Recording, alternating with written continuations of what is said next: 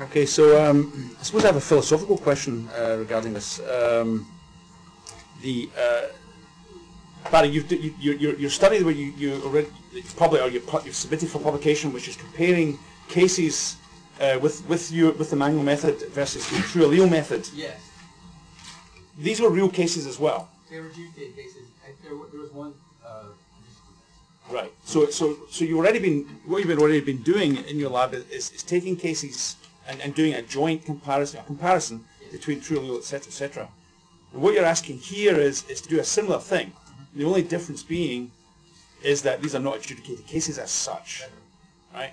But it's a similar concept. All you're doing is comparing the two methods. Right. What you're not asking for is full deployment of a method to replace the current method. Right. So it's just making it clear that that's what we're asking for here. Adjudicated cases, basically. Yes. It's very difficult to get these together, and so we want to target a particular case type so that it's got merit. Yeah. So my philosophical question, and it pertains perhaps to the legal aspect of this, is do we really need to take a vote on this, an actual vote? Because you're performing a validation, because what you're telling us is you're still validating this, albeit with real cases right now, which is very, very good. But whether or not we have to take a vote, or whether you're telling us, and we say, oh yeah, you've notified the DNA subcommittee, and we take it and we recognize this, and we don't have any objections to it, as opposed to a vote, which means that we send some document to the commission for approval. So so that's my philosophical question. So is there any legal from the Gina, can I ask your opinion about do we really need I think if you're using it on actual casework, you should take a vote on it. It doesn't have to be a binding recommendation to the commission that the validation is completed, but I think it would be helpful to have your approval more than to use it on actual casework. So we can send something up there that doesn't have to be a binding recommendation? I thought they're all binding. They're not all binding recommendations. You don't have to send it to the commission, but you can approve it at this level. Okay, so we can take a vote on something without actually having to send it to the commission for approval. Okay, I just wanted to clarify that because what's being asked of us is not a full ratification of this for full implementation into casework, but basically a green light to go ahead with a side-by-side comparison with real cases. That's all. That's yes. I have a question for Barry and then a legal question. You are, as I understand, you are taking real casework, doing the comparison of your inference based on the manual system versus TrueAllele system. And should that case be presented to the court, you are only presenting the manual computation, right? That's right. What if your scenario that your manual comparison gives a result drastically different from TrueAllele in favor of the defendant? Then what are you reporting to the court? I guess the question, in our mind, we're going to be sending the entire case jacket over to any adjudicated case. We've got an obligation under Brady to disclose favorable information. Right. We don't have the obligation to put yellow stickies on it and explain it all. But to the extent that you put it all in front of the defendant, as we would in any case that's going to trial, what we normally do is we send the entire case jacket months before the trial date, and all of that information will be in there. I don't know that we thought through how we otherwise announce or market the significance of this area. We would be, by virtue of the conclusion in the case jacket, we would be necessarily telling the defense relatively early about the anomaly. And then there's a smaller case E ethical issue, given the likelihood, pardon the pun, that they won't have a clue as to what the hell that means. Do we have to tell them something more? And that's all true. We don't anticipate that that's going to happen based on everything we've seen so far. And I think there's based on everything No, by citing that example, I was not necessarily pointing out that TrueAllele is giving wrong result. It probably is giving a better result because it's using more information.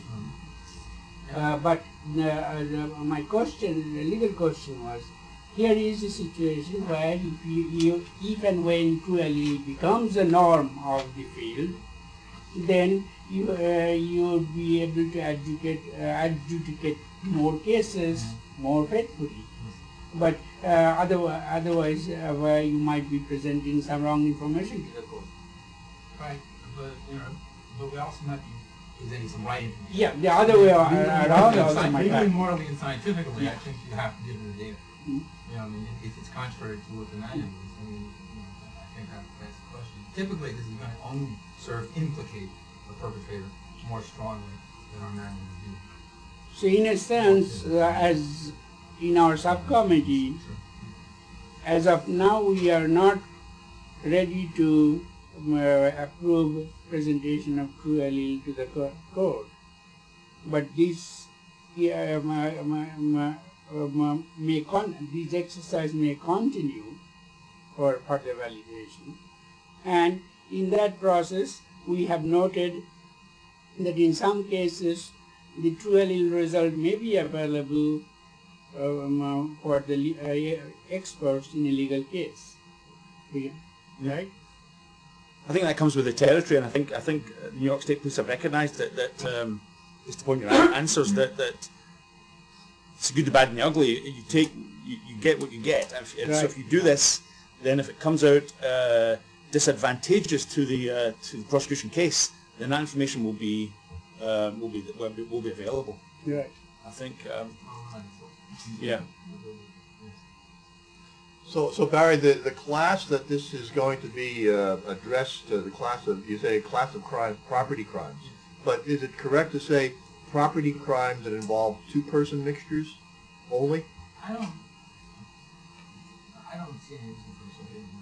I mean, that's what we're after. But, Right. But I mean, this is what the data so far has been done on, is two-person property crime mixtures. It's really hard to tell how many persons were in a mixture until you've actually done the analysis. Go ahead. So in the study that we did, there were single contributors, 2 contributors, 3 contributors. There were some 3 contributors. Yeah. Right, we focused on the these twos. results because there was more to compare. Okay. And the way that the process is set up, because the manual process where the analyst controls every step of the process, after about 6 hours of training, people say, okay, enough with that. How do I just get my whole plate up there and analyze it?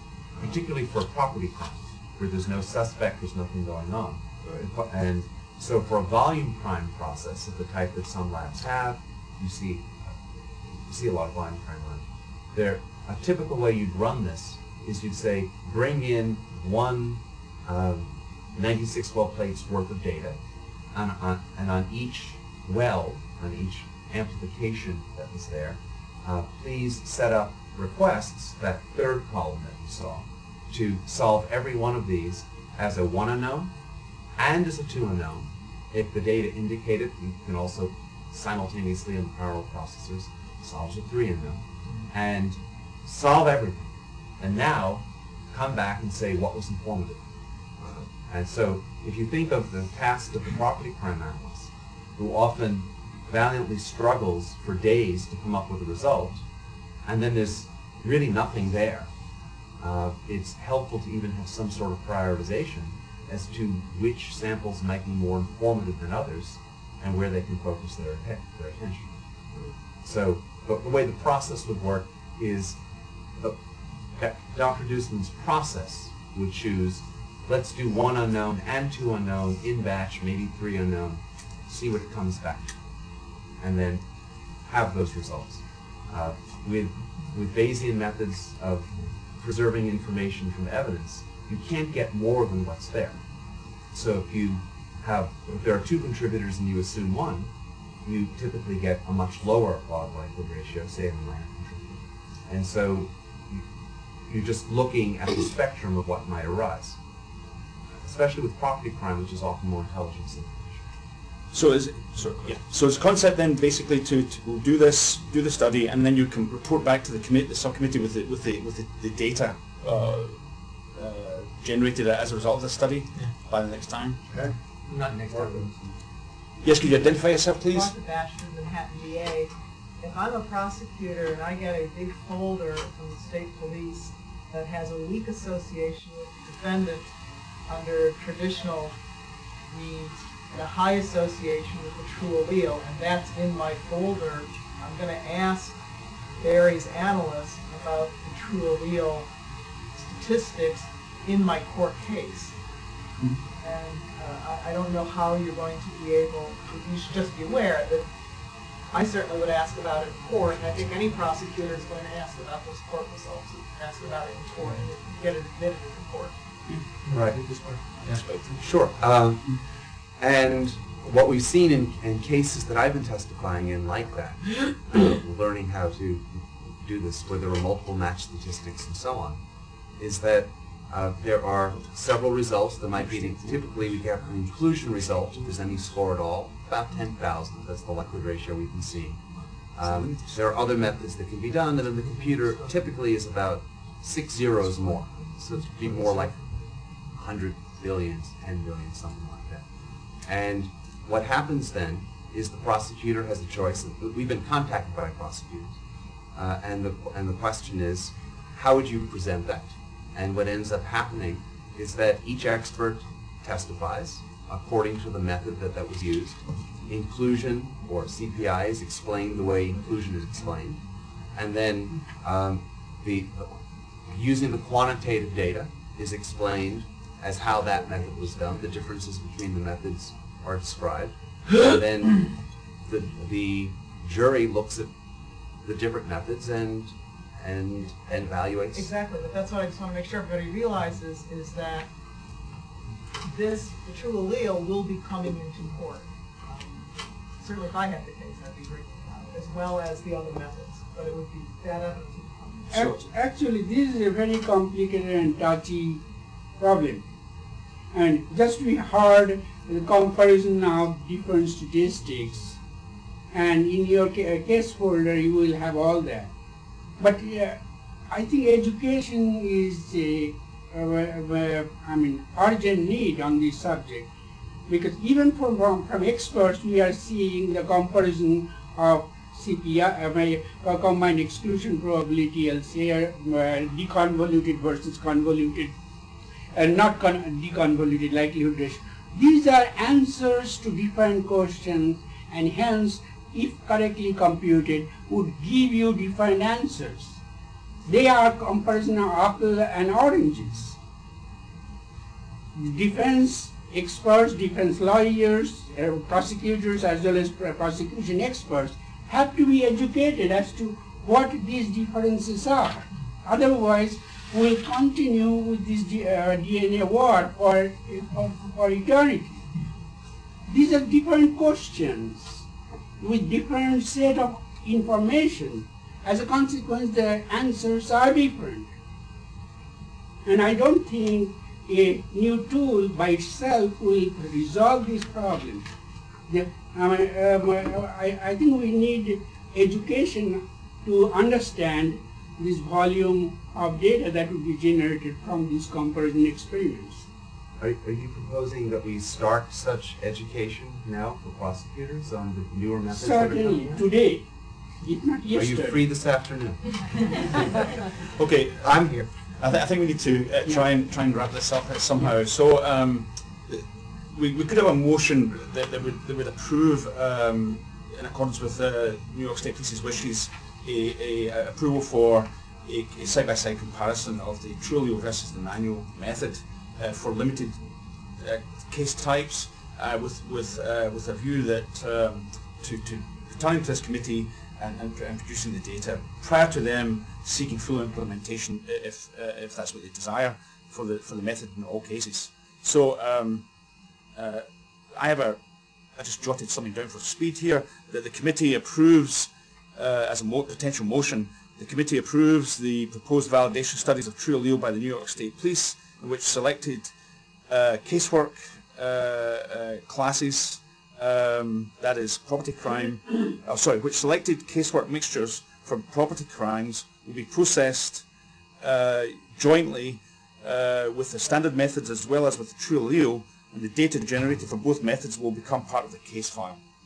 So that is a motion that I'm proposing myself, just to get us moving as a potential starting point. With the qualification, I mean, you said that you'd be what was the last? The data generated for both methods will become part of the case file. Yes, but the subcommittee by these is not giving endorsement that the TrueAllele results are